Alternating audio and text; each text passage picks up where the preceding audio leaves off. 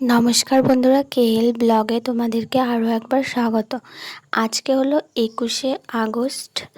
আর আজকে সকাল সকাল আমি আবার রান্না বান্না নিয়ে চলে এসেছি তোমাদের সামনে।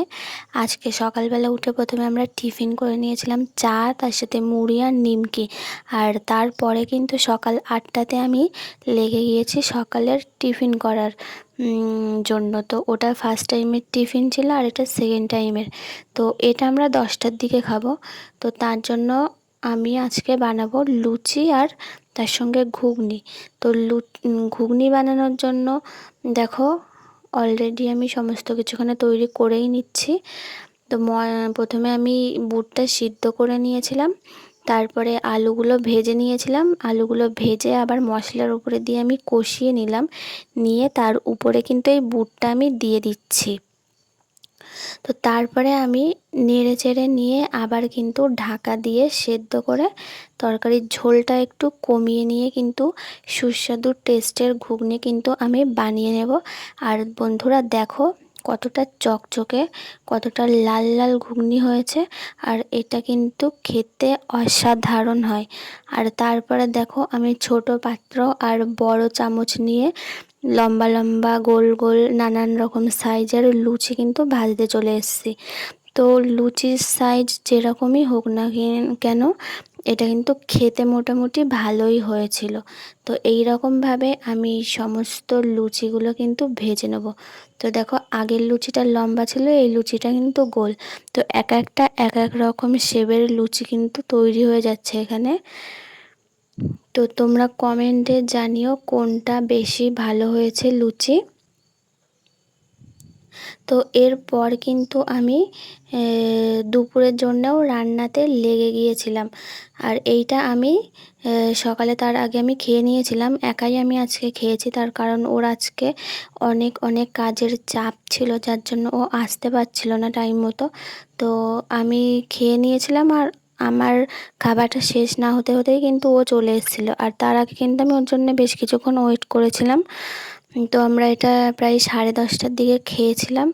আর একেও কিন্তু একটু মুড়ি আর নিমকি দিয়েছিলাম, আর এই কিন্তু পুরোটা শেষ করে দিয়েছিল। কারণ বিড়ালরা এই মুড়ি খেতে খুবই ভালোবাসে।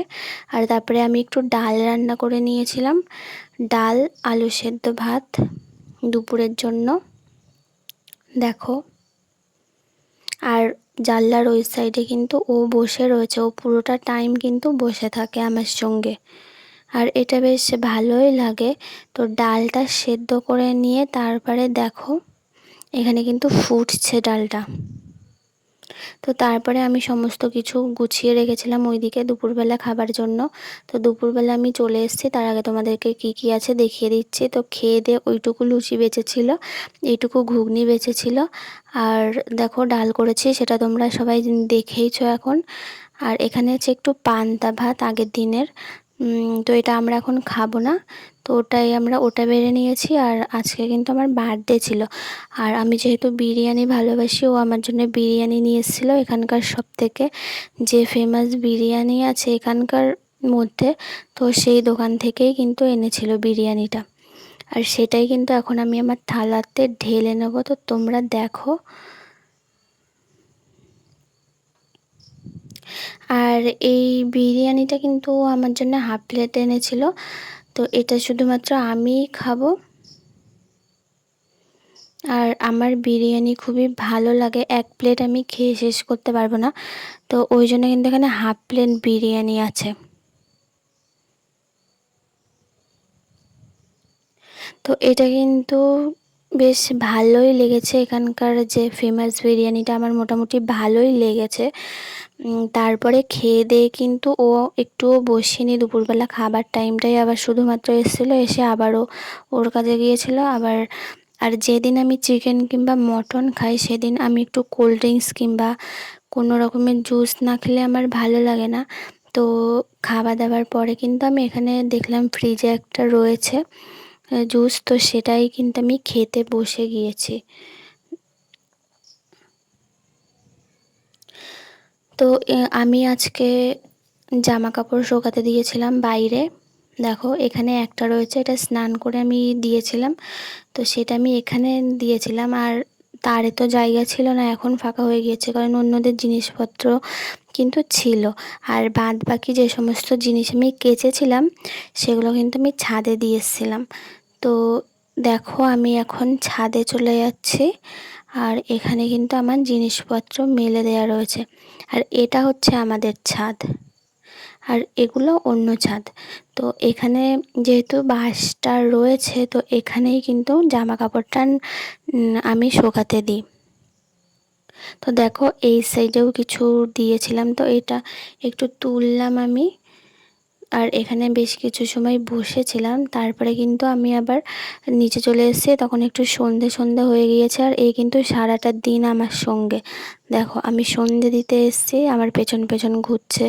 তারপরে আমি ধূপটা যখন সারা ঘরে দিচ্ছিলাম, ও কিন্তু আমার সঙ্গে সঙ্গে ঘুরে বেড়াচ্ছে। মানে আমি যেখানেই যাচ্ছি ও কিন্তু সেখানে। আমি ঘরে যখন রুমে খাটের উপরে থাকছি, ও খাটের নিচে গিয়ে বসে থাকছে। আর এটা হচ্ছে আমার ছোট ঠাকুর ঘর, এখানে এই ঠাকুরটা রাখা হয়। আর রোজ কিন্তু ওই পুজো দেয়। আজকে ও ছিল না বলে আমি দিলাম। আর দেখো তারপরে আমি সন্ধ্যাবেলা আবার একটু হালকা করে কিছু খেয়ে নিচ্ছি। তো তারপরে যখন সন্ধে সন্ধে হয়, এখানে একটা দিদি আছে, তো সেই দিদিটা দেখো আমার বার্থডের জন্য কত কিছু রান্না করে দিয়েছে। মানে আমি ভাবতেই পারিনি যে এত কিছু আমার জন্য পাঠিয়ে দেবে। তো একটা চকলেট কিনে এনেছিল, এখানে দেখো পোলাও, আর দেখো পোলাও দিয়েছে 2 প্লেট, কিন্তু পোলাও দিয়েছে যাতে আমরা দুজন খেতে পারি। তারপরে পায়েস দিয়েছিল, পনির দিয়েছিল। তো আমার জন্মদিনের দিন ওই দিদিটা কিন্তু পায়েস দিয়েছিল, আর এটার জন্য কিন্তু আমার খুব ভালো লাগছিল, যেহেতু প্রত্যেকবার আমি বাড়িতে থাকি আর আমার মা কিন্তু রান্না করে দেয়। আর এখানে আমি এই প্রথমবার জন্মদিনে আলাদা রয়েছি, কিন্তু আমি ভাবতেই পারিনি যে আজকে আমি পায়েস খেতে পারবো।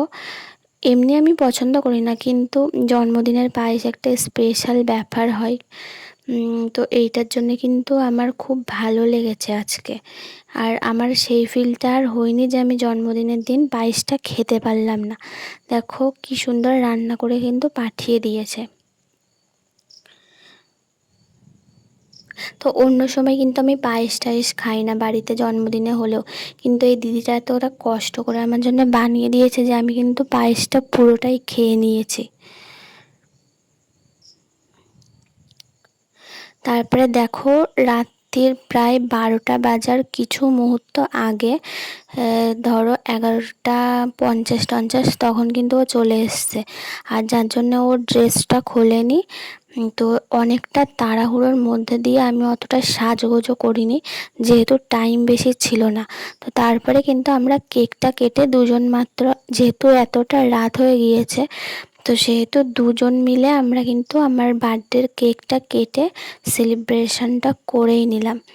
তো তোমাদের কেমন লাগলো আজকের এই ব্লগ ভিডিওটা তোমরা কমেন্টে অবশ্যই জানিও। আর আজকের মতো এই পর্যন্ত।